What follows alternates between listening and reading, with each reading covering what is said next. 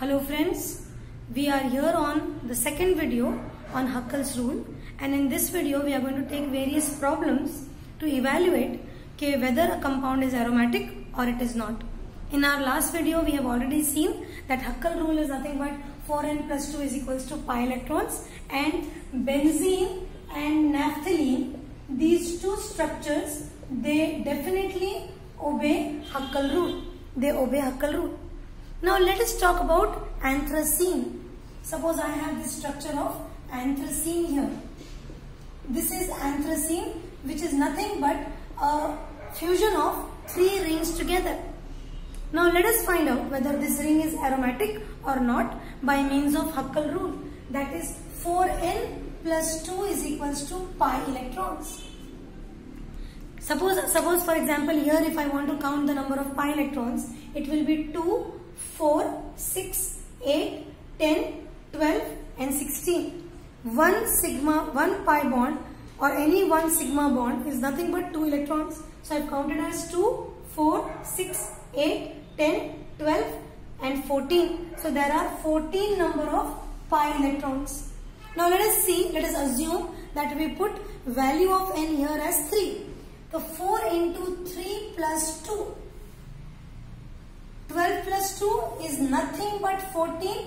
Hence, anthracene is also aromatic. Anthracene is also aromatic.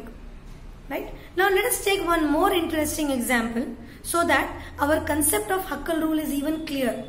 Let us take an example of something like this. A structure like this. See a structure. See, if I say the basic definition of benzene, क्या है हमारा definition of aromatic? That a structure should contain alternate single and double bonds. Double single, double single, double single, double single. तो उस हिसाब से तो ये structure aromatic है. अब हक्कल से पूछ कर देखते हैं कि भाई तू बता कि क्या ये structure aromatic है? Let us see. For example, I say 4n plus 2 is equals to pi electrons. ठीक है? मान लेते हैं कि मैं यहाँ पर पहले pi electrons गिन लेती हूँ. 2, 4, 6 and 8. 8 pi electrons. Correct? 8 pi electrons.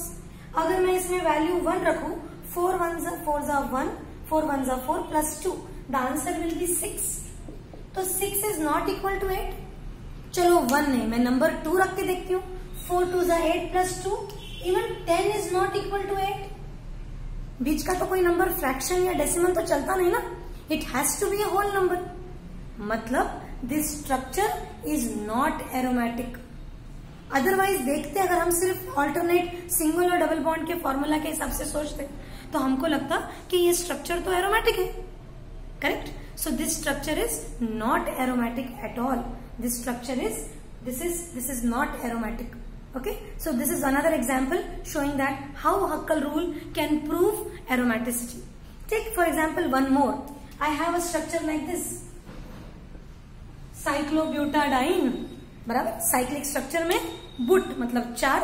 सी साइक्लोबुटाडाइन मतलब क्या? Cyclic structure. बुट मतलब 4, डाई मतलब 2, इन मतलब डबल बॉन्ड्स. साइक्लिक स्ट्रक्चर में 2 डबल बॉन्ड्स. फिर से अगर एरोमेटिसिटी समझूं तो वही मैंने पहले शुरू में बोला था, डबल और सिंगल का ऑल्टरनेट. बट हक्कल बोलता उनकी बात मत सुनो, रॉबिन्सन की. मेरी बात सुनो. मैंने क्या बोला? 4n plus 2 should be equal to pi electrons. यहाँ पर pi electrons कितने? 4. करेक्ट? देखो 1, 2, 3 and 4. These are the number of pi electrons. Right? So 4n plus 2 will be 4 into 1. For example, 4 into 1 plus 2 is equals to 6 and 6 is not equal to 4. So again this structure is not aromatic. तो Huckel rule obey करने वाला compound aromatic. Let us take few more examples here. Let us take few more examples for understanding Huckel rule. Say for example a structure like this. I said कि Huckel rule जरूरी नहीं है कि सिर्फ double और single bonds वाले compound, अगर उसमें चार्जेस हो तो भी, हेटेरो एटम हो तो भी हम एरोमेटिसिटी प्रूव कर सकते हैं bye means of Huckel rule. तो एक एग्जांपल लेते हैं चार्ज कंपोनेंट का, जैसे कि ये Now look at this structure. This is a positive charge. This is a troponium ion. This is a troponium ion. This ion is called as troponium. Troponium. अगर मैं बताऊं कि ये आयन कैसे बना, देखो 1 2 3 4 5 6 और एक 7 कार्बन का आयन है ट्रोपोलियम। कैसे बना ये आयन अगर मैं तुमको समझाऊं तो कुछ इस तरीके से, this is my benzene, correct. कितने कार्बन? 6, 1 2 3 4 5 6, राइट। बेंजीन के ऊपर एक ग्रुप अगर मिथिल लगा दूं तो ये बन गया मेरा टोलीन, राइट। क्या होता है कि there is a type of reaction which occurs, और ये जो मिथिल ग्रुप है ये इसके अंदर एनगल्फ हो गया। तो अब कितने कार्बन हो गए यहाँ पर? 1 2 3 4 5 6 7 पूरे total. This is called as ring expansion type of reaction as occurred. 6 carbon की रिंग 7 की हो गई और उसके ऊपर एक पॉजिटिव चार्ज, इसलिए नाम दिया क्या? ईयम। जैसे अमोनियम, प्लेटिनियम, अमोनियम। तो hence this is called as tropylium. खैर, we will definitely talk more about tropylium in our future discussions, but now right now we want to know whether troponium is aromatic or not. So now see again, 4n plus 2 is equals to pi electrons. How many pi electrons are here? There are 2, 4 and 6, correct? There are 6 pi electrons here. So nothing but 4 into 1 plus 2 is equals to 6. 6 is equals to 6. Yes, troponium is aromatic. देखने में लगता नहीं है क्योंकि alternate double और single bonds है नहीं, but still this structure is aromatic as per Huckel rule. One more example let us see, can be like this, a compound like this with a negative charge here and 2 double bonds here, right, a negatively charged ion. Now again if I count the number of pi electrons here, 2 4 and 6. See, negative charge is also nothing but a pi electron. 2 4 and 6. So this is again 4n plus 2 is equals to 6. 6 is equals to 6. So this is also aromatic. So even charged species की aromaticity हम बड़े conveniently हक्कल rule से बता सकते हैं, right? Even a structure like this. See, this is not even looking like benzene. A pyrrole, for example. Pyrrole is a 5-membered ring with a nitrogen, right? और ये जो 2 इलेक्ट्रॉन्स हैं ये अंदर ही घूमते हैं रिंग में।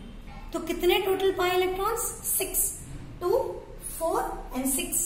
So hence again 4n plus 2 is equals to 6.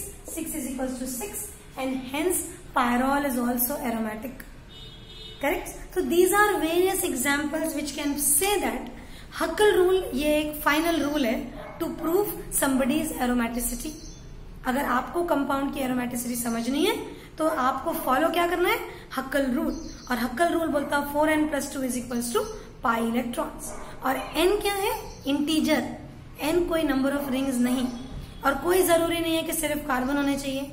Charge species भी एरोमेटिक हो सकते हैं, हेट्रो एटम कंटेनिंग स्पीशीज भी एरोमेटिक हो सकते हैं। So this is all about हक्कल rule and this is all about the structure of benzene. अब अपने अगले वीडियो में हम लोग बात करने वाले हैं the final conclusion of structure and with that we are going to talk about the reactivity of benzene.